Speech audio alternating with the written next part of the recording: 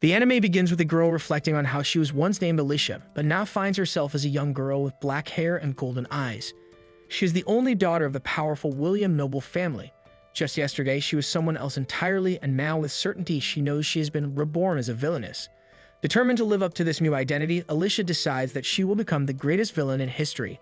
Upon leaving her room, she greets her maid with a cheerful "good morning," surprising the servant as this is something Alicia had never done before. Alicia, however, quickly acknowledges that this is due to her never rising early or greeting the maid in the past, but she vows to change that from now on. Next, Alicia heads to the library to begin studying. She realizes there is much she must learn if she is to truly embody her role as a villainess. In addition to knowledge, she understands the need for physical strength.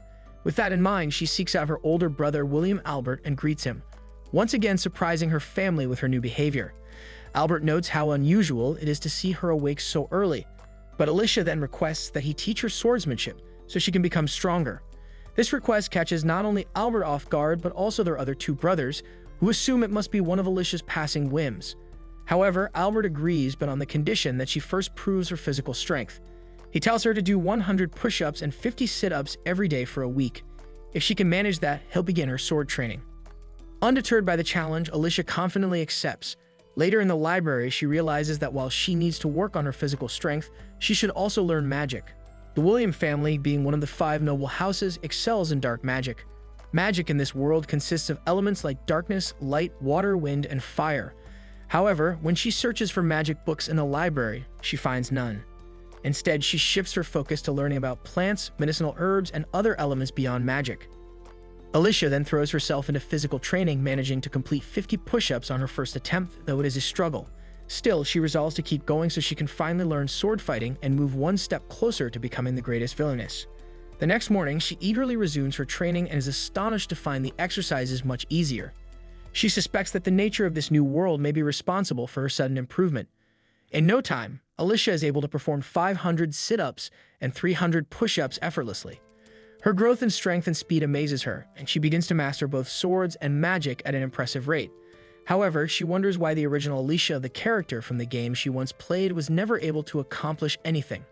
The following day at breakfast, her family continues to be baffled by her sudden change in behavior.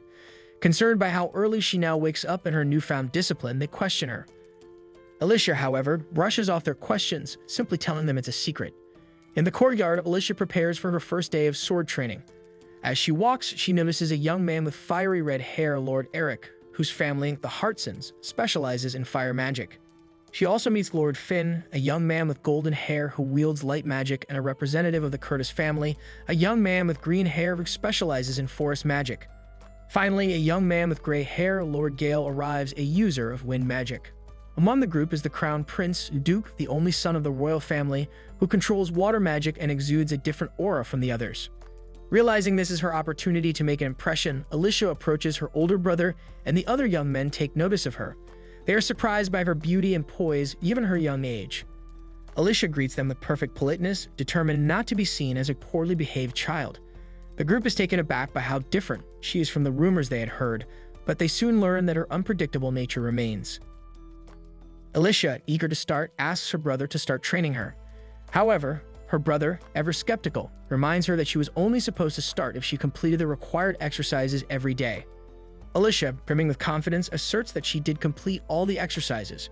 Her brother, still doubtful, is about to dismiss her claim when Alicia, visibly frustrated, grabs his sword, kicks a tree to make an apple fall, and slices it in half with impressive speed and precision.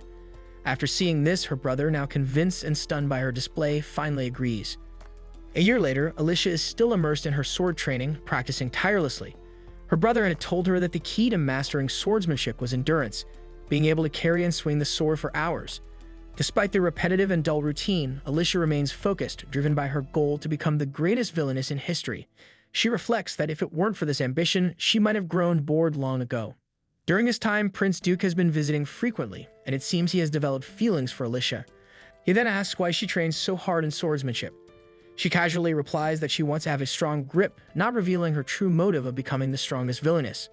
Later, Alicia's older brother gives the prince a book and asks him why he has been visiting so frequently these days.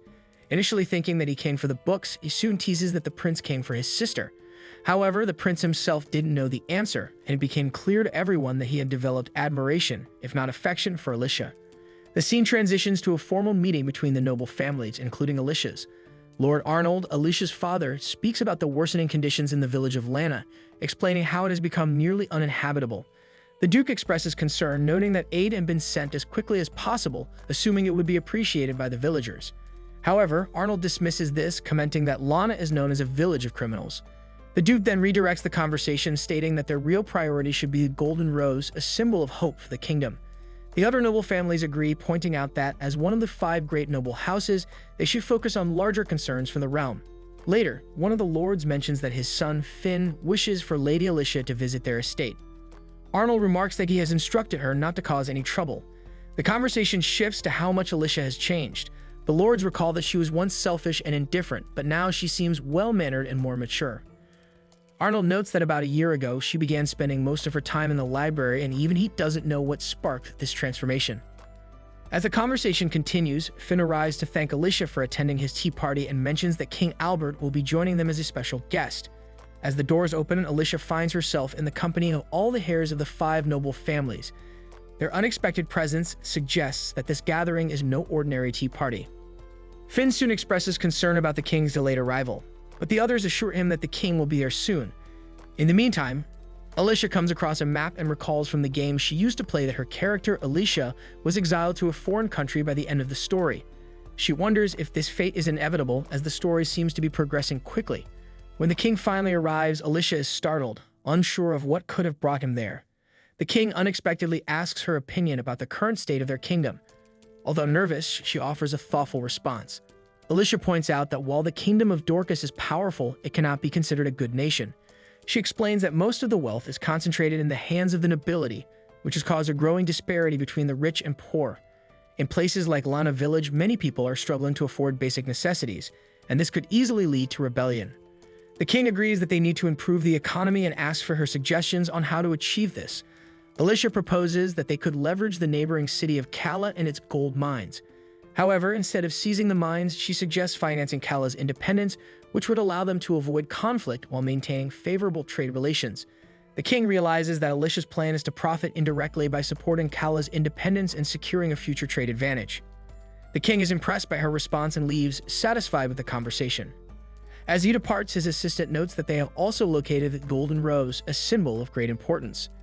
Later, Alicia is seen happily indulging in a table full of sweets as Duke, who has been watching her, approaches. He gives her a belated birthday gift, a necklace with a small diamond. Alicia thanks him, promising to take care of it, but quietly wonders about the significance of such a valuable gift. In a separate scene, the king discusses the discovery of the Golden Rose with his advisors. He explains that when his only daughter was born, a rare rose bloomed, and it was believed she would become the saint, a figure destined to guide the kingdom toward peace. This legendary figure is always associated with a special rose, and now, with both a blue rose blooming for Duke and a golden rose connected to a mysterious girl, it seems that 2 individuals are destined to shape the kingdom's future. The king acknowledges that difficult times lie ahead, as legend foretells that the saint must unite with a member of the royal family to guide the kingdom's destiny. The scene then returns to Alicia in her palace. Reflecting on the events, she resolves that if Duke ever falls in love with the heroine and asks her to step aside, she won't. She is determined to forge her path as a villainous one who will be remembered throughout history. Alicia sat in the library, her eyes scanning a large map. Her gaze settled on the village of Lauren, located just beyond the forest near her family's estate. She had always spoken of the village's harsh streets, its impoverished people, and their struggles with hunger, details she had learned from books. But now she felt the need to see it with her own eyes. Realizing that her knowledge alone wasn't enough, she felt like she needed practical experience. However, she knew that if she asked her father for permission to visit the village, he would surely refuse. Determined, she decided to sneak out that night. As the household quieted down, Alicia pretended to be asleep before slipping out of bed. Under the cover of darkness, she quietly left the estate, disguised to avoid being recognized. The forest loomed ahead, dense and silent. The further she went, the darker it became, and she started feeling anxious. After what felt like hours, she finally found the magical barrier. With a deep breath, she crossed through it, entering the village. The air was thick with a foul smell. Not far ahead, she saw a man lying on the ground. Suddenly, she heard footsteps behind her, and a voice asked what she was doing there. Startled, Alicia turned to see a man standing behind her. He had a gentle demeanor, his presence oddly comforting despite the dark surroundings. He introduced himself as Will and invited her to his home. Apologizing for having nothing to offer her to drink, he asked what had brought someone like her to Lauren. Alicia hesitated but was surprised that Will had immediately recognized her as a noble. When she asked how he knew, he explained that it was in the way she moved, her scent, even the sound of her breathing. He shared that he used to work in the royal palace until he was exiled after a disagreement with a high-ranking official. As punishment, he had been blinded and sent to Lauren, where he had lived ever since. Alicia was taken aback by his story, unable to believe that such cruelty could be inflicted upon someone so wise. They continued talking, and Will shared his thoughts on history, telling her that knowledge is meant to be used to improve the future, not just to gain power. Impressed by his wisdom, Alicia confided in him that she aspired to become the greatest villain in history. As she prepared to leave, Alicia promised to visit him again. She had never met anyone like him and didn't want their newfound connection to end. 2 years passed, and Alicia continued visiting Will, all while diligently studying and practicing sword fighting. One day, her brothers, Albert and the others, asked if she wanted to join them on a trip to the city. She agreed, and as they wandered through the bustling streets, she remarked that she wanted to learn how to ride a horse. Albert quickly dismissed the idea, reminding her that it wasn't appropriate for girls to ride horses when carriages were safer. They continued exploring the city, eventually visiting a plant shop. The shopkeeper, Paul, greeted them warmly, and Alicia introduced herself as Henry's sister. Paul explained that his store primarily stocked medicinal herbs and tea. Alicia was surprised to learn that he was a noble, though of a lower rank. Paul explained that his family specialized in forest magic and had a long tradition of working with plants. As he showed her one of the herbs, Alicia quickly identified it as a rare plant known for its healing properties. Paul was impressed by her knowledge, but Alicia, playing the role of the villainess she had been perfecting, responded arrogantly. Paul, however, only smiled, which left Alicia puzzled. She had expected him to be offended, but his easygoing nature took her by surprise. Later, they met with Prince Duke, who became jealous that Alicia had gone on the outing without him. He insisted that next time she must go with him. During their conversation, Alicia mentioned wanting to test for sword training, but her brothers immediately shut down the idea, citing her age and gender. The prince, however, supported her, urging her brothers to let her try at least once. Still, they refused, dismissing her dreams of swordsmanship as unsuitable for a girl her age. Alicia, frustrated by her brother's refusal to let her participate in sword training, stormed out of the room after declaring she wouldn't return unless given a proper reason. As she walked through the palace halls, she overheard her brother discussing her stubbornness with their father. They spoke about how they couldn't keep saying no to her forever, knowing she would eventually act on her own. Her father mentioned that there was a reason they couldn't tell her the truth yet, but Alicia interrupted the conversation by bursting into the room. Shocked, her brother and father asked if she had been eavesdropping. Alicia demanded to know the real reason behind their decision. Her father gently explained that she was still young, and that he would tell her the truth once she entered the academy at 15. Though unsatisfied, Alicia reluctantly agreed. After she left, her father confided that Alicia's sword skills had grown beyond what child should be capable of and that her abilities would soon be impossible to hide. Later, as Alicia lay in bed, she felt frustrated with her situation. Determined not to sulk, she decided to visit Will, the elderly man from Lauren Village, seeking his advice. Venturing into the forest, Alicia realized this was her first time visiting the village during the day. As she walked, she saw two people arguing violently, and the harsh realities of the village became clearer. She came upon a young child being harshly beaten and was about to intervene when Will appeared and pulled her away. He reminded her of his warning not to visit during the day and insisted they leave immediately. Upon returning home, Alicia remained silent, her mind troubled by the day's events. Will explained that while he had done what he could to help, the boy was still gravely ill, suffering from a fever and malnutrition. He revealed that the village lacked medical care, and many children, like the one before them, were orphaned and left to fend for themselves. Will urged Alicia not to blame herself. Alicia returned home, burdened by questions. She wondered why she had been born into a life of comfort and privilege while others suffered so much. She acknowledged that she didn't want to become a hero, but the sense of helplessness she felt was overwhelming. She resolved to become stronger, vowing to dedicate herself to studying and mastering magic. The next morning, Alicia visited Paul, the plant seller, and requested the Jaya plant known for its healing properties. Paul, recognizing the urgency, gave it to her as a gift. That night, Alicia returned to Will's house with the plant. Will thanked her for her help, but Alicia confessed that she felt powerless, questioning her ability to become the greatest villainess if she couldn't handle important situations. She resolved to study harder and grow into someone who would be remembered by history. Determined to improve her magic, Alicia spent the next few days in the library, practicing spells. To her surprise, she discovered a hidden section filled with advanced magic books. She eagerly began studying, pushing herself to new limits. Although she successfully mastered telekinesis, she felt drained from the intense training, her body exhausted from the magical exertion. One day, her father came to inform her that the king had arrived along with his son, Duke. The king wished to hear her story again, and Alicia, though puzzled by the request, greeted him. During their conversation, the king asked her if she loved the kingdom. Alicia boldly voiced her disdain for the preferential treatment of nobles, criticizing the hierarchical system that allowed the least competent individuals to hold the highest positions. She argued that magical power and political authority were separate things, and that many talented people had been overlooked because of the kingdom's rigid structure. Her candid words angered the nobles present, but the king appeared intrigued. He asked if Alicia was prepared to lose her status by voicing such opinions. Alicia replied that she didn't mind, as she considered her noble birth to be a mere stroke of luck. Her desire was to secure her place based on merit, not privilege. After the meeting, Alicia left, exhausted from the intense exchange.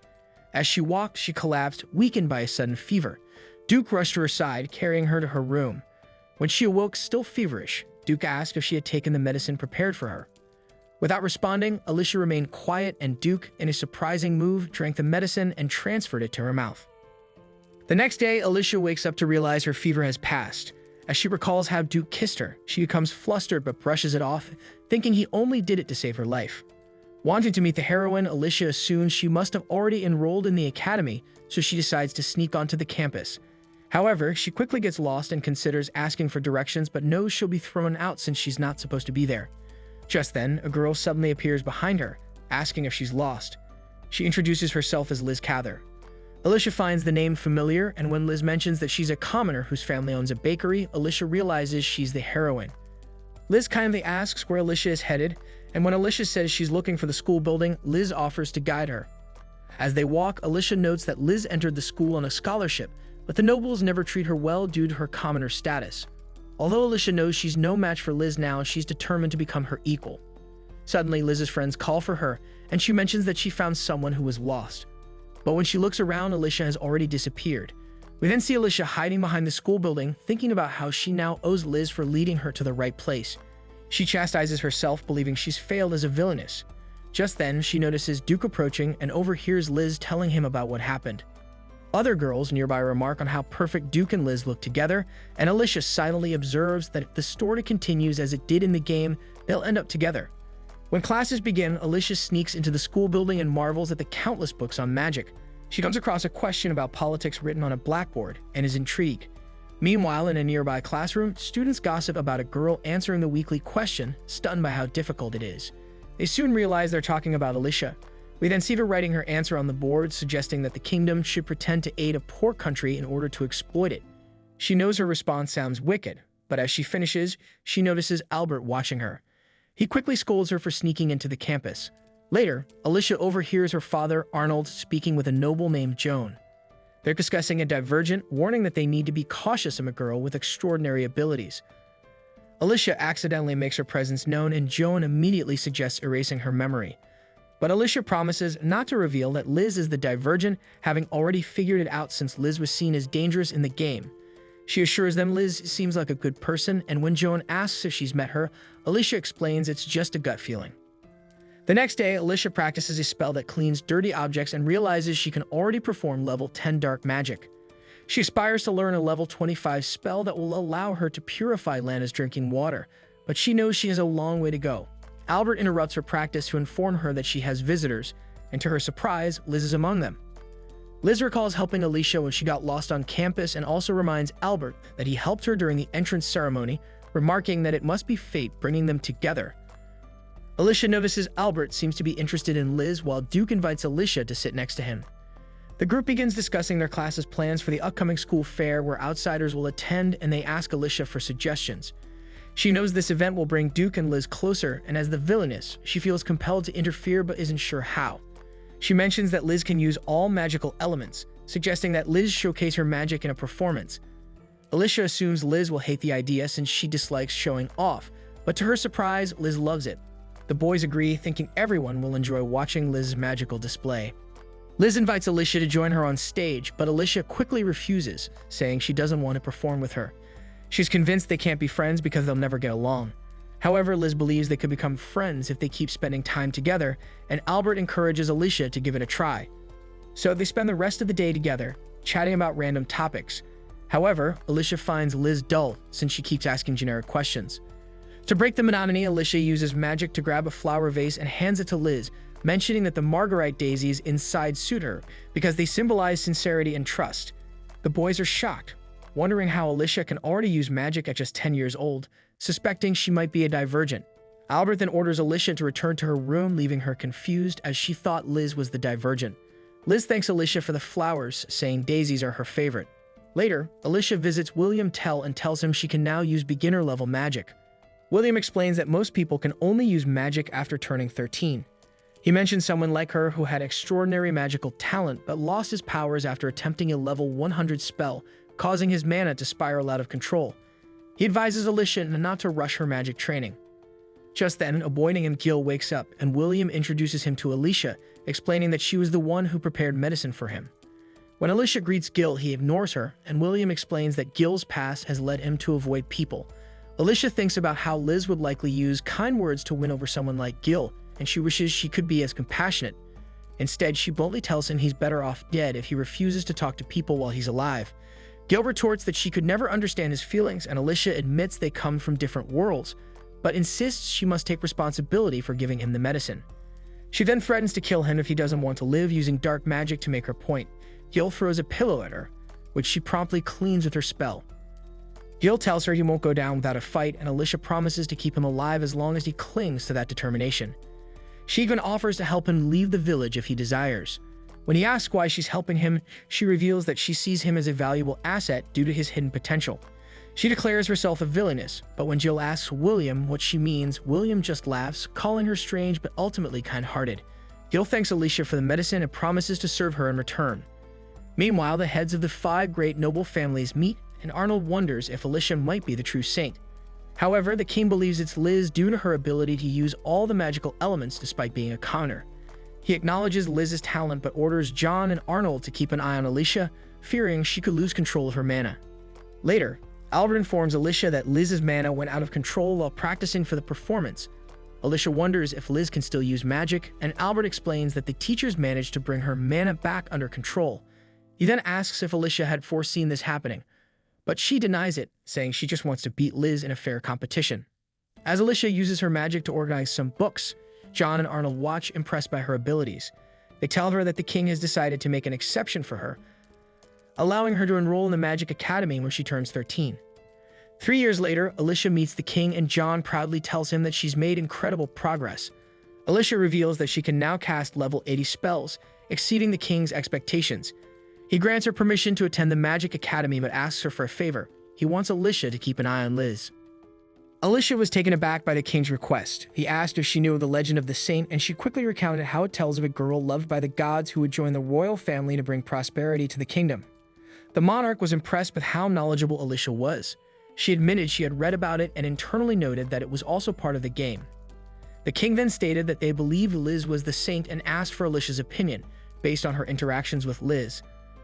Alicia bluntly replied that the girl lived in her own world far removed from reality. The king agreed and ordered Joan to give her an essay Liz had written about Rona village. Alicia reviewed it, internally mocking it as wild and chaotic rambling. The king, wanting Liz to become more capable of making sound decisions, asked Alicia to guide her into becoming a respectable saint.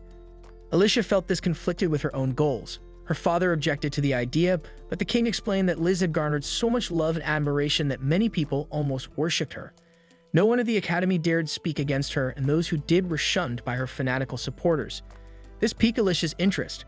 Her father suggested she refuse the task, warning that she'd end up playing the role of the villain, but this only made Alicia more eager to accept. That night, Alicia went to visit Will to inform him of the situation. She explained that she hadn't agreed to the king's request for free and had asked to take Gil with her to the academy. She explained Gil's talent and that it shouldn't be wasted in the village. Her father had fainted upon learning she'd been visiting the village for years. Alicia told Gil he would be attending the academy as her servant and encouraged him to seize the opportunity. Alicia also wanted Will to return to the castle, but he was content with his life there. As Alicia made her way back home, a girl suddenly grabbed her leg just before she reached the barrier. Alicia couldn't ignore the severely injured girl and rushed her to the village center to treat her. However, the water there was dirty, causing a stir among the villagers. Reluctantly, Alicia used magic to purify the water so she could start treating the girl. Gil and Will soon joined her, and the villagers were confused by a noblewoman being in their midst. Alicia erected a barrier to keep the onlookers at bay, giving her space to inspect the girl's injuries, severe burns, some of which were infected. Gil suspected she was a survivor of a recent house fire. Alicia felt out of her depth and doubted she could save the girl. Will informed her that the girl was close to death and asked if the greatest Villainess would accept such a defeat.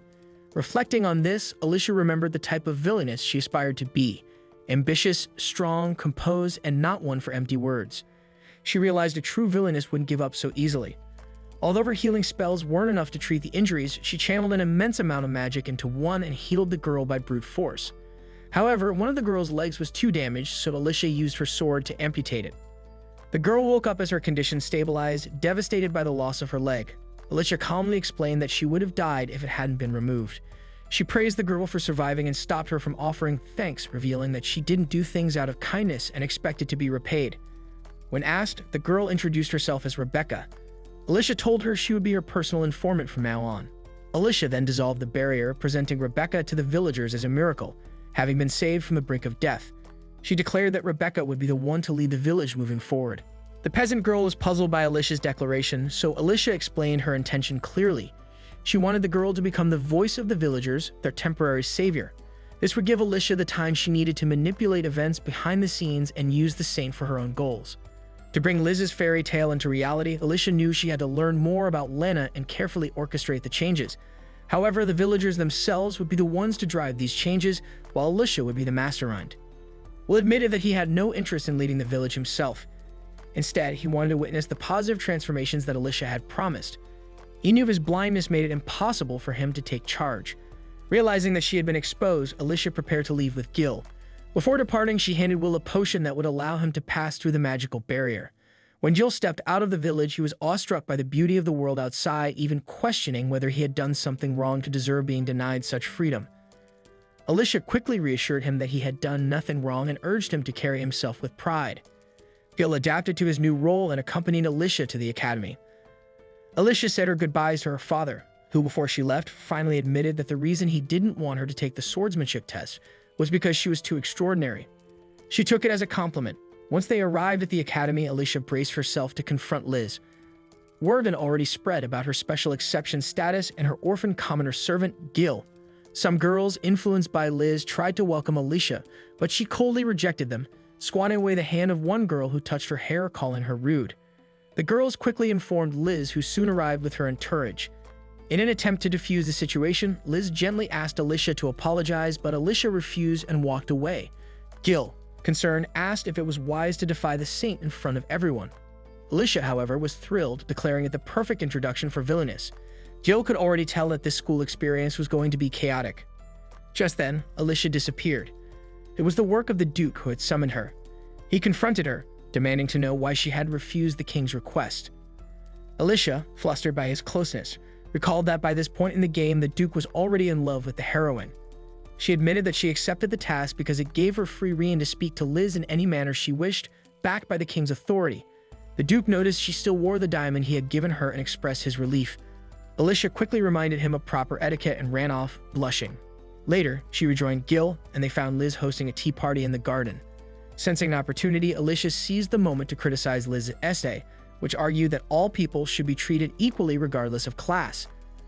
Alicia dramatically tossed the essay to the ground, pointing out that Liz was the embodiment of inequality, having been born with numerous advantages that allowed her to rise to the top despite her commoner origins.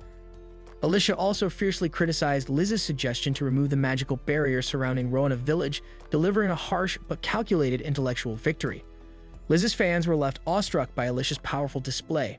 The scene then shifts to Alicia walking confidently down the school corridor, pleased with the tension she'd stirred up.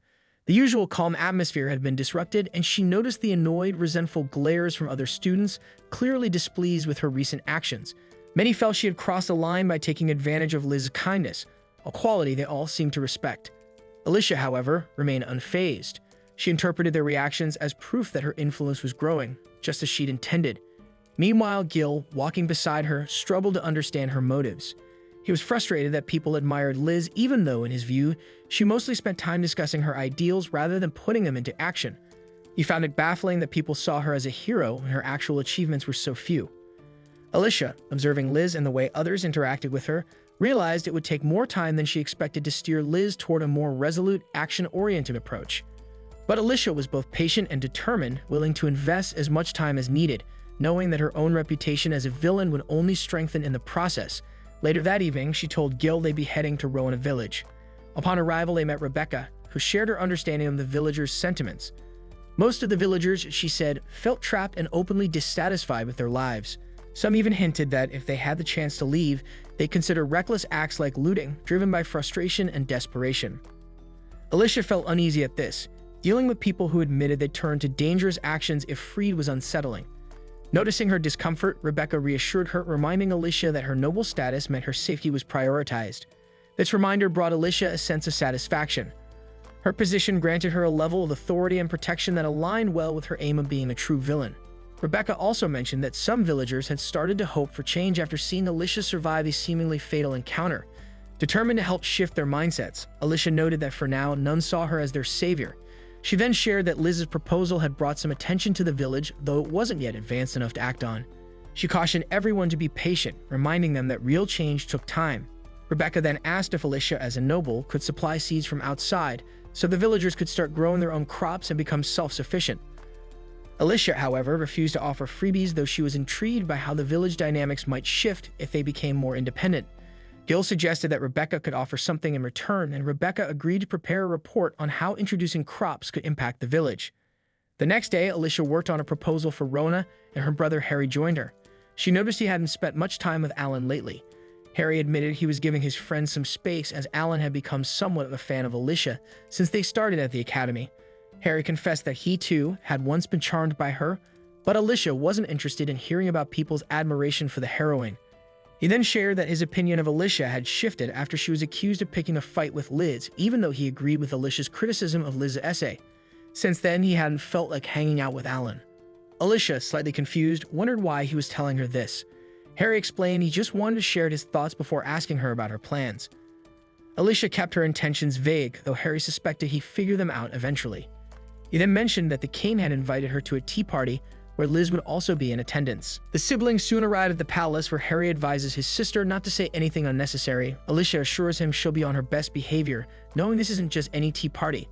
It is then revealed that it is a pivotal event from the game known as the Saint Test, where players earn points by making the right choices. However, she doesn't remember the Villainess character attending this event in the original game, leading her to suspect it's also a test of her role as Liz's watcher. When they enter, they find everyone else already present. Liz is cheerful upon seeing them, but Alicia bluntly remarks that it's unfortunate they have to be in each other's company, making it clear they aren't friends. Her words annoy the other boys, prompting Gale to advise Finn not to talk to her, and Finn to make a snide comment about her unusual relationships. The room falls silent when the king enters, and he encourages everyone to relax, noting this is meant to be an informal gathering to thank them for supporting Duke, and that he wants them all to feel at home. Alicia, however, finds this to be the least relaxing tea party imaginable. She's impressed by Liz's confidence in acting so casually with the king. Alicia recalls that in the game, scoring high on the Saint Test was necessary to unlock the true ending, though she always found it difficult. She observes that everything is following the game's storyline, except for her unexpected presence and Harry's altered behavior, as he was always by his twin's side in the game. Her other brothers still dislike her. Gale and Eric hide their resentment, while Finn and Curtis remain neutral. But the one behaving most differently is Prince Duke. In the game, he only ever smiled at the heroine, but now he's smiling at Alicia, making her blush. Her attention returns to the present when the king brings up her accurate prediction of Duran's economic downfall from 3 years ago. Liz, surprised by this, listens as Alicia criticizes her naivety, pointing out that it's foolish to ally with a bankrupt nation out of mere goodwill. Liz's admirers don't appreciate Alicia's critique and press her for a suggestion. Alicia proposes making Duran a vassal state to reinforce their own defenses against Lael and prevent rivals from gaining influence, which would be risky. Gale reluctantly agrees, having already heard concerns from his father about their border with Laval. Alicia believes it's unwise to endanger their own safety, just to aid another nation. This prompts Liz to think harder, and she suggests that Duran, known for its potatoes, could boost its economy by improving and exporting them. Her supporters love the idea, and the king, pleased with Alicia's guidance as Liz's watcher, expresses pride in having such bright youth among his subjects. Alicia takes this as confirmation that she's passed the test. After the king leaves, the boys gather around Liz, giving Alicia a chance to slip away. As she wanders down the corridor searching for the exit, she notices the royal family portraits on the wall and realizes one picture is missing. While examining a portrait, Duke approaches her, explaining it's of his father and grandfather, and mentions his father had an older brother. Alicia doesn't ask further questions, and Duke, noticing she's lost, kindly shows her the way out. She's still puzzled by his constant smiles toward her. A few days later, as Alicia practices, Henry approaches Gil and tricks him into admitting he's from Rona, which annoys Gil. Henry, having noticed Gil's fear of everyone except Alicia, advises him to better conceal his emotions or risk being taken advantage of. Henry believes his sister needs a sharp ally to help her avoid further conflicts with Liz. Alicia interjects, clarifying she doesn't truly hate Liz and explaining her role as Liz's watcher. She shares her ambition of becoming the ultimate villainess, enjoying a challenge of standing against someone as popular as Liz. Hearing this, Henry bursts into laughter, and Jill thinks his laughter is a natural reaction. Henry, still laughing, remarks that Liz makes a fitting rival for Alicia, given that in a fictional world, Liz would be the protagonist. He sees Liz as special, someone who can make her words inspiring. Jill wonders if Liz might be using magic to charm people, but Alicia dismisses the idea as unlikely. Henry confirms that no magic could influence people over such a long period, though Alicia notes she still needs to learn the ancient language to fully understand magic. As they continue walking through a quiet area, they are suddenly ambushed by a group of men. Alicia regains consciousness tied up in a storage shed with her magic restricted, realizing this is part of the original game storyline. Her thoughts are interrupted as her captors bring in a severely beaten Gil, ending the episode on a tense note. Alicia then demands the criminals release the boy if they value their lives. She tries to use her magic to escape, but a collar around her neck suppresses her powers. The criminals mock her, and one of them even knocks her down, warning her to stay silent. Gil, however, urges her to escape, mentioning that they're on the north side of the school. But when one of the criminals suggests killing him since he seems worthless, Alicia's anger flares. She kicks the man who struck her, glares at the others, and calls them trash, urging Gil to run with her. However, he reveals his leg is broken. The man she kicked tries to get up, but their leader scolds him for being bested by a girl without magic. Alicia kicks him again, and when another man lunges at her with a knife, she grabs a nearby weapon and, using the blunt side, knocks out two of her kidnappers. Gil watches in awe as she refuses to compromise her principles, even in danger. The criminal's leader then draws his sword and attacks her, but Alicia shatters his weapon, forcing him to retreat. She trips him with a stick, but before she can deliver a final blow, Liz stops her, shocked by Alicia's actions. Gil warns Liz that she's leaving Alicia vulnerable, but Liz insists Alicia is the aggressor. The criminal, noticing Liz's knave stance, tries to attack Alicia again. Just in time, Duke arrives, blocking the attack and knocking the man out. Soldiers soon arrive and arrest the criminals, and the prince, who arrives late, apologizes and helps free Gil, promising him medical treatment. Exhausted, Alicia collapses, relieved the ordeal is over. Duke notices her injuries and covers her with his jacket. Her brother Albert arrives, grateful to see her safe. Liz interrupts, accusing Alicia of attacking a defenseless man. Shocked by Liz's accusations, Alicia listens as Gil defends her, explaining she was protecting him. Influenced by Liz's idealistic view, Albert suggests Alicia should have tried reasoning with the kidnappers instead of fighting. Alicia argues that such an attitude doesn't suit a knight, as knights are sworn to protect those they care about. Liz counters with a naive remark that violence only breeds hatred, but Alicia stands firm, saying she'd rather defend herself than wait helplessly. Duke makes it clear he didn't come to save Liz. He's firmly on Alicia's side, pointing out that everyone would have been in danger if she hadn't fought back. Curtis steps in, urging everyone to tend to the wounded, healing Alicia along the way. Alicia tries to thank him, but her speech slurs because she lost a tooth during the scuffle, which infuriates Duke. Liz offers to heal Alicia, but Duke declines, saying he's already arranged for her treatment. Alicia firmly states she'd defend herself again if necessary. Liz's friends reassure her that Alicia will one day understand her perspective, but Duke, tired of the conversation, picks Alicia up as she protests, not wanting to be treated like a child.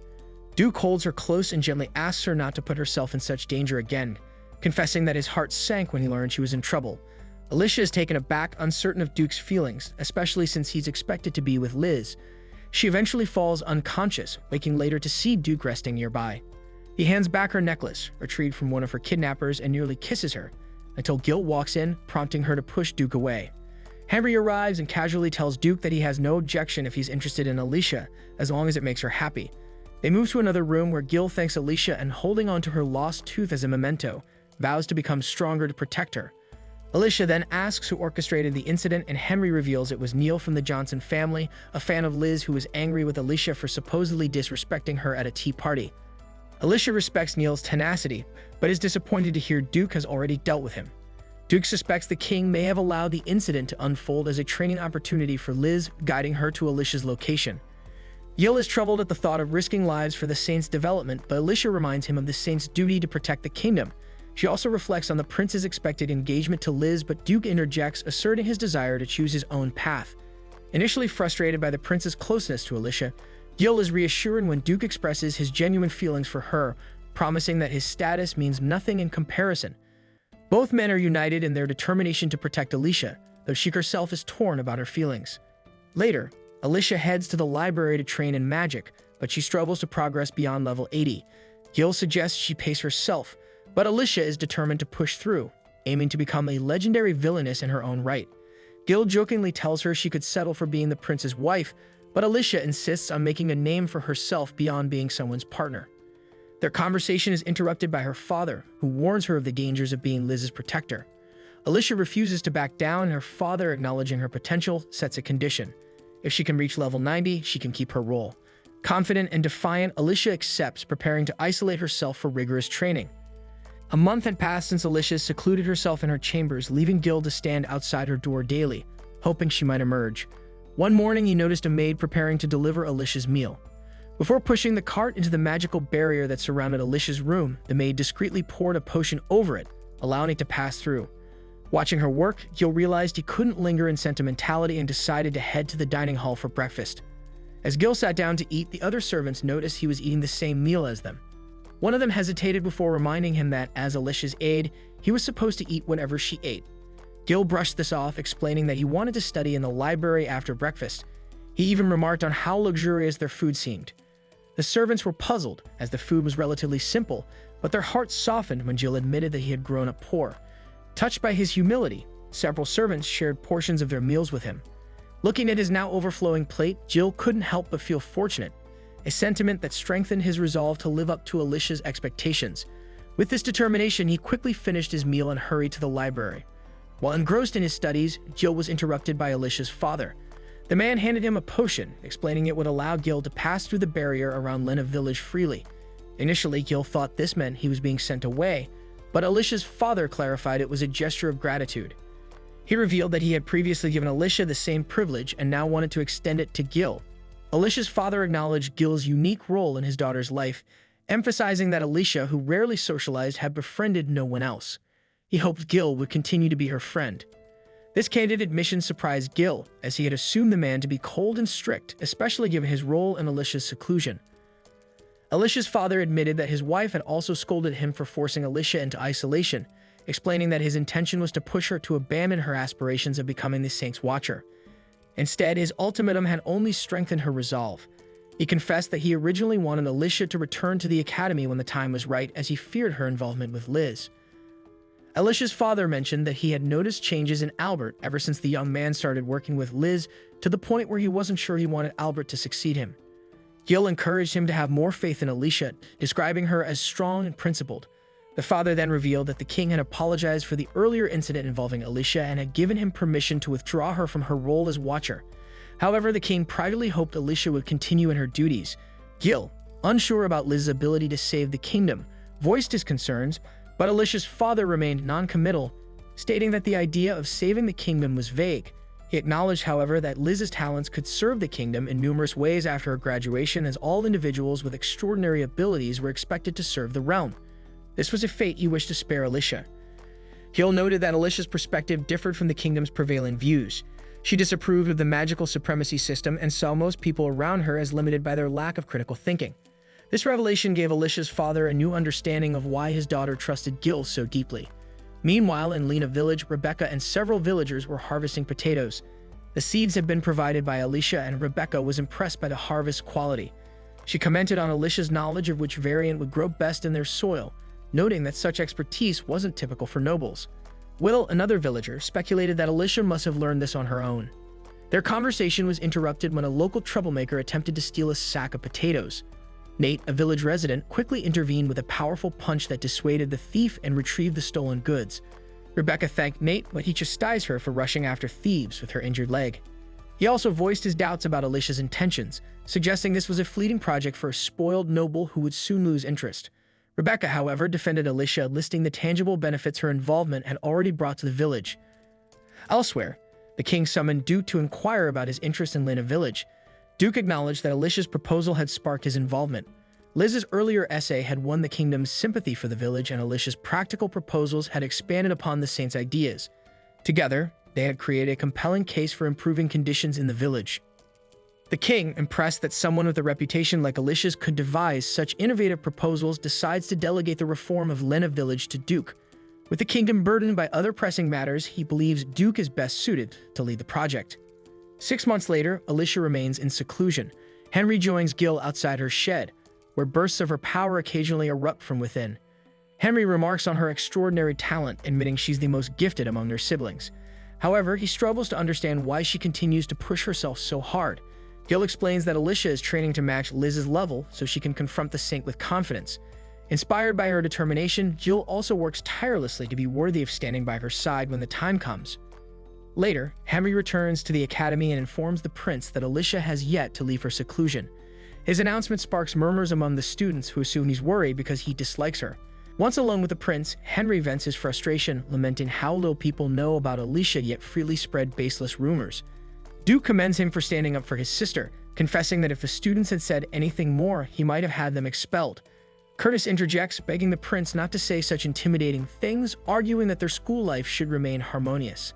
However, Duke dismisses this, asserting that reckless gossip from ignorant students is what disrupts the peace. Henry remains baffled by the persistence of these false rumors, despite his efforts to dispel them. Curtis mentions a new rumor that Alicia had secretly visited the prince at night. Duke's mood darkens at this, and it worsens further when Liz invites him to a tea party to lighten his spirits. He declines curtly, making it clear he has no interest, and leaves. The other students attempt to reassure Liz, claiming the prince will smile again eventually. Albert, however, blames Alicia for the change in the prince's demeanor. Meanwhile, Curtis and Finn note how strange it is that girls who previously disliked Liz have suddenly become her admirers. They speculate that things will become far more interesting when Alicia returns to school. In private, the prince tasks Mel with investigating Liz's mysterious ability to make others adore her. He suspects there's a specific mechanism behind her influence. He also reveals that his father has granted him full authority over the Lena Village reforms. When Mel offers to check on Alicia, he declines, saying he doesn't want anyone but himself to understand her better. 2 years pass, and Alicia remains in the shed. Gil, now deeply engrossed in his studies, is joined one day by Alicia's father. Surprised, Gil confesses he didn't expect her training to take so long, as he believed she would solve her challenges swiftly. The family head explains that Alicia chose to stay in seclusion even after turning 15 because she had reached the most critical part of her training. Their conversation is interrupted by a maid who informs Gil that Alicia has finally completed her training. Without hesitation, he rushes to the shed and flings open the door. He is struck by her transformation. Alicia has grown more stunning than he ever imagined. Smiling softly, she comments on how much taller he's become, admitting she almost didn't recognize him. She notices his flustered expression and approaches him, concerned. He confesses that he's unsure of what to say since so much time has passed. She admits she feels the same, but insists they visit Lena Village first. Gil is taken aback by this, believing they should go to her family's mansion first since everyone has been worried about her. However, she's eager to visit the village because she's finally mastered the spell she's been working on. As the Villainess crosses the village barrier for the first time in 2 years, she's astonished by the pristine, peaceful state of the place, almost doubting it's the same village. Gil explains that the villagers under Rebecca's leadership have worked together to improve it. Their conversation is interrupted by Nate, and Gil introduces him as the village's guard. Alicia is surprised that Nate knows about her, and he explains that Rebecca filled him in. Although he acknowledges her contributions to the village's transformation, he remains wary of her sudden return after such a long absence, suspecting ulterior motives. Gil reminds Nate of the reasons behind her absence, but Alicia admits she would have been more concerned if he trusted her without question. To ease his doubts, she proposes a challenge, asking him to draw his sword so they can test their skills and understand each other better. Nate refuses, dismissing her as a weak-looking girl, but she taunts him, suggesting they compete in another way if he lacks confidence. Her teasing triggers Nate, and he reluctantly agrees, warning that he won't hold back if she gets hurt. As the two duel, a crowd gathers, and the commotion attracts Rebecca and Will. They arrive just in time to see Alicia knock Nate down. The crowd tries to claim she cheated by using magic, but but the head guard silences them, admitting she won fairly and without magic. Alicia humbly credits her noble upbringing for her advantage, acknowledging that things might have been different if Nate had access to similar training. She suggests he use her as a sparring partner to improve his skills, hinting that she knows how much he cares for Rebecca. Will, unfazed by Alicia's boldness, greets her warmly, and she joyfully embraces the old man. She proudly announces that she's achieved level 91 magic, impressing him. She then casts a spell, chanting in the ancient language of Duries, enveloping herself and Will in its magic. The villagers grow anxious, fearing for him, but Alicia reveals the spell transferred one of her eyes to him, allowing him to see again. Will is overwhelmed by the sight of the village and its people for the first time in years. Though he never asked for such a gift, Alicia explains that she wanted to give him the ability to see again. Overcome with emotion, he calls her an extraordinary villainess. Afterward, Alicia and Gil leave the village. She admits her missing eye feels odd when Jill asks, and he remarks that her father will likely be worried. She agrees, anticipating his overprotectiveness, but when her father sees her missing eye, he faints from shock. Upon learning what she's done, he faints again. Alicia reassures him it was her choice, and that she plans to live life on her own terms. Her father, though still concerned, congratulates her on surpassing level 90 and supports her decision to remain Liz's watcher as promised. Later, she retreats to her room where Gil awaits her. Alicia receives a handmade black eye patch, which she loves and plans to match with an outfit. She's eager to debut her new look upon returning to the academy. When the day arrives, the students are disheartened by her presence, the weight of her return evident in the way everyone's eyes are on her. One of Liz's most devoted fans, Jane, confronts her with hostile words. Alicia, however, handles the situation with ease, intellectually defeating Jane with a few biting insults. Jane rushes to Liz, complaining about the bullying, and Liz, pleased to see her, asks for Alicia's side of the story. Alicia confirms Jane's claims but adds that she's learned from the events of 2 years ago.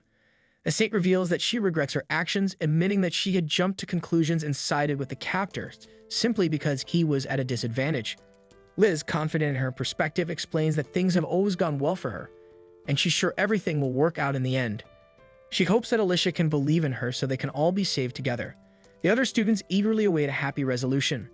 Alicia steps forward, acknowledging Liz's good fortune so far, but cautioning that she can't be certain things will always go her way. She pulls on Liz's bowtie, leaning close to her ear, and whispers that she knows Liz hates her. Alicia points out how Liz restricted her while leaving her kidnapper free, knowing full well she could have stopped them both. Alicia believes there was malice behind Liz's actions. Liz denies this, insisting it's impossible for her to harbor such feelings.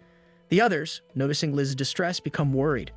Alicia reassures her that she would prefer Liz to take being good seriously, but she should also take concrete actions toward her goals instead of waiting for things to fall into place. Alicia makes it clear that she doesn't want Liz to save her and prefers to live life on her own terms, even if it means being hated in the end. Meanwhile, Duke hears from Mel about Alicia's return and the sacrifices she has made. School officially starts and Alicia sits for an exam with Gil. Professor John Marks tests them and is impressed by their results, particularly by Gil's high level of academic achievement despite his young age. He's further stunned to learn that Gil is self-taught.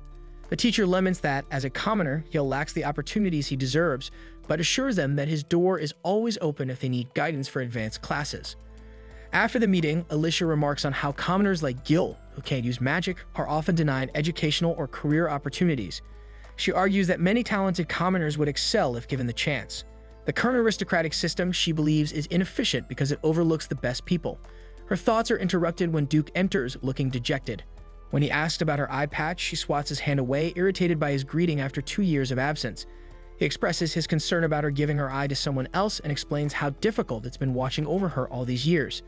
Alicia, feeling uncomfortable, responds coldly, telling him he's bothering her, and that she never asked him to watch over her.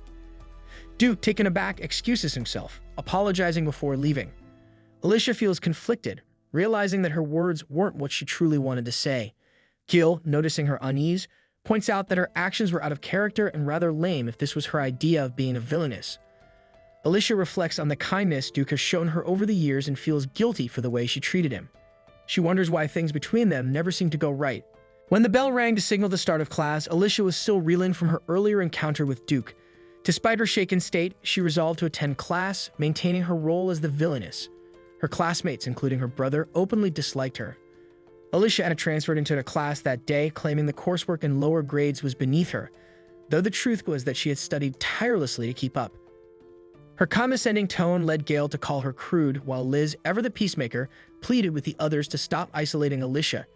Even when Liz offered her friendship, Alicia coldly declined, keeping her focus locked on Prince Duke, who sat at the front of the classroom. After class, Liz tried once more to invite Alicia to lunch, but Alicia brushed her off, her gaze lingering on Duke's now empty seat. Liz, hurt but introspective, thought back to Alicia's sharp words from before and acknowledged her mistake in assuming people would naturally like her. Determined to start fresh, Liz resolved to truly understand Alicia. However, Liz's kind-heartedness represented everything Alicia disliked in people. Those with such personalities were universally adored and always paired with a prince. Feeling a pang of insecurity, Alicia snapped herself out of it and curtly declined Liz's invitation before walking away. Later, Alicia admitted that Duke might hold a special place in her heart, though she couldn't figure out why she struggled to act the part of a villainess around him. Gil advised her to distance herself from Duke to gain clarity, but Alicia rejected the idea, fearing it would look like she was running away, something a true villainess would never do. Determined to stop feeling sorry for herself and take action, Alicia set her sights on fixing her behavior. At lunch, Liz sighed as she noticed Duke sitting alone. Moments later, Alicia entered the room and boldly approached him. She commented on how unaffected he seemed and teased that she'd come to see him brooding. To everyone's astonishment, Alicia expressed her gratitude for his concern, even though she had never asked for his help. She admitted his efforts made her happy and apologized for her earlier harshness. Her candidness caught both Duke and Gil off guard. Alicia then chided him for watching over her from a distance and urged him to be direct. When Duke averted his gaze, embarrassed, she tilted his chin up and scolded him for expecting others to understand unspoken intentions. She declared that, as a villainess, she would always act boldly and protect those she cared about openly. Duke burst into laughter, promising not to hold back anymore. Nearby, Liz observed the exchange with a troubled expression. She stood up and reminded Duke that his absence from council meetings was hindering their music festival planning. Her tone betrayed a hint of sadness as she urged him to join her in discussing the matter. Duke, cheered by Alicia's words, left with Liz, who quickly masked her emotions and followed him. Alicia couldn't help but feel triumphant. Liz now viewed her as a rival, but Alicia knew she couldn't stop at being a romantic rival. To become the ultimate villainess, she had to measure up to Liz in every way.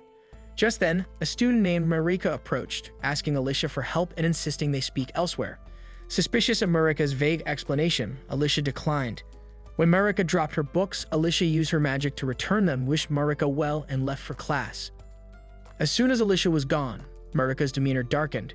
She revealed she had secretly recorded the interaction for nefarious purposes, though she was unaware that someone else, Mel, had been silently observing everything.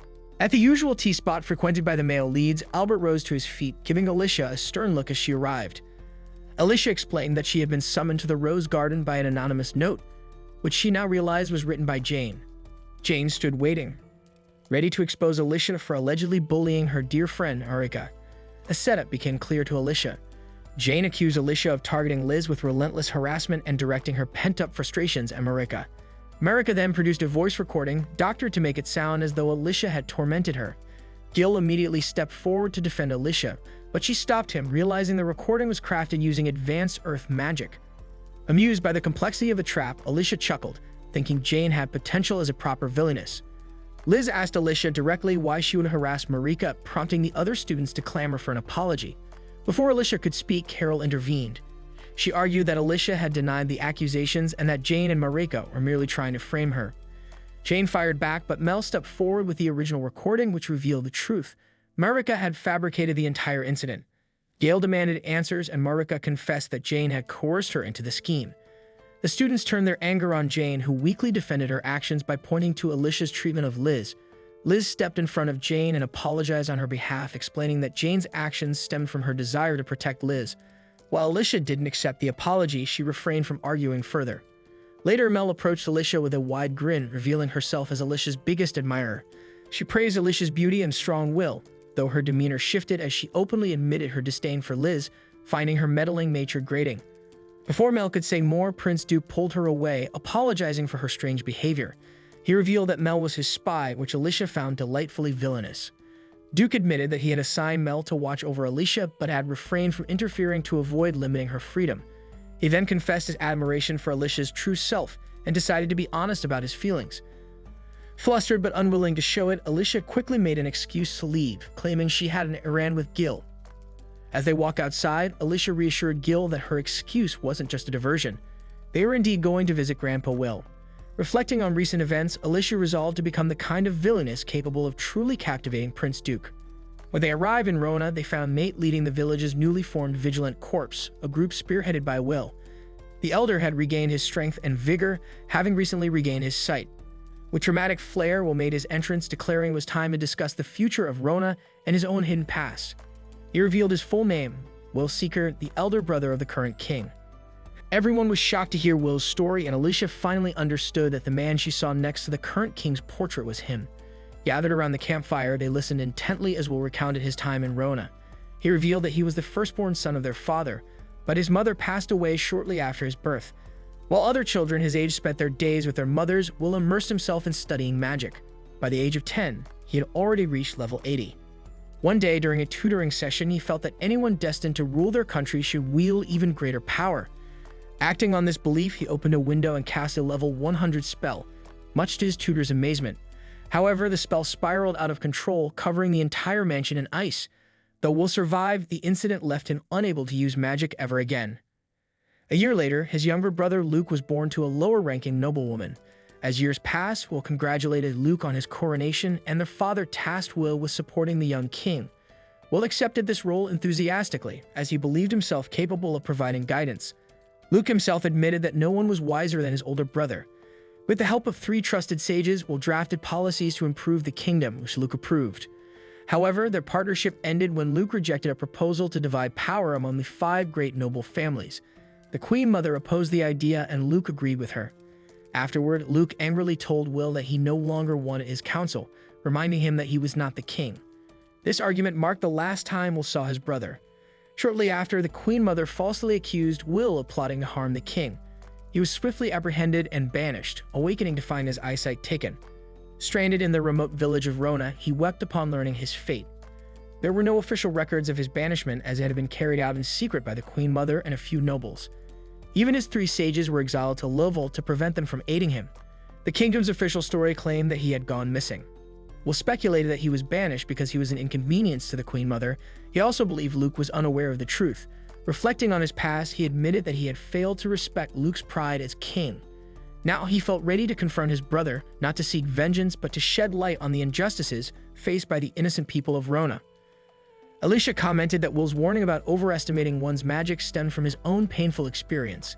Nate was outraged that the king's brother had been cast out so cruelly without a trial. Will appreciated their support and revealed that sharing his story had given him the confidence to move forward. Alicia teasingly suggested that his newfound resolve might be part of a scheme for her to seize control of the village, but Will found the idea amusing and dismissed it with a chuckle. The next day, Alicia and Gil discussed how life in the village had improved. Their conversation was interrupted by a group of girls who expressed a desire to ally with Alicia, admitting they also disliked Liz, claiming the commoner like her has no place on the student council and accusing her of achieving this solely through charm. Alicia refutes their claims, stating that the heroine was inducted into the council because of her exceptional talent. She clarifies that her stance against Liz stems from their ideological differences, not personal dislike. Acknowledging the girls' gifts, Alicia suggests they confront Liz directly if they have a problem with her being a commoner. She also points out Gil's status and intelligence, declaring she prefers clever commoners to foolish nobles. The girls, offended, storm off. Meanwhile, Jane approaches Liz to apologize for spreading falsehoods about Alicia.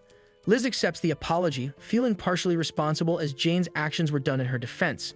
However, Albert privately advises Jane to sever ties with Liz if she truly wants to show remorse. Later, the heroine's fan club decides to go out for tea, but they encounter the same girls who dislike Liz. Henry rushes to inform Alicia about the brewing tension, exciting the Villainess. Mel eagerly goes to fetch the prince, while Alicia follows behind. Finn and Curtis pause their game of catch to see what's happening. At the classroom, it's revealed that the girls told Liz that Alicia had been spreading malicious rumors about her.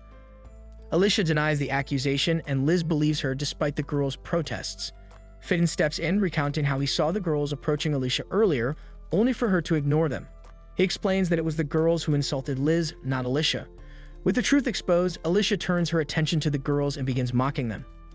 Liz tries to reprimand Alicia for her harsh words, but Alicia finds it amusing that Liz is now defending nobles who dislike her. Eric, annoyed by the situation, points out how compassionate Liz is and accidentally mentions the incident where she saved the school from a dark wolf attack despite her fear. This revelation piques Alicia's interest, but she chooses to leave the room now that the matter is resolved. The prince scolds Eric for revealing too much. Liz, overwhelmed by her emotions, releases an unusual aura. The aura affects the girls who dislike her, putting them in a trance-like state as they contradict their own disdain for Liz before leaving. Finn and Curtis observe the scene, finding it peculiar. Later, Alicia, Duke, Henry, and Jill enjoy tea in the garden. Alicia admits she expected more of a fight. The conversation shifts to the wolf attack, and Jill explains it occurred when they were kidnapped. Alicia suspects the wolf was summoned, as such creatures are native to Loval. She wonders if the neighboring nation is testing the saint, as Liz could pose a threat to them. Duke pulls Alicia aside to his private room at the academy. To her surprise, he knows about Will and asks her to leave the matter of his uncle to him. The prince reveals he attempted to visit Rona before she did, seeking to rectify the village's circumstances. Alicia guesses that this means he knows about Will's friends. Duke tries to reassure her, but when he leans in for a kiss, she headbutts him and declares she won't be tamed. Instead of discouraging him, this only increases the prince's desire for her. Blushing, Alicia leaves the room.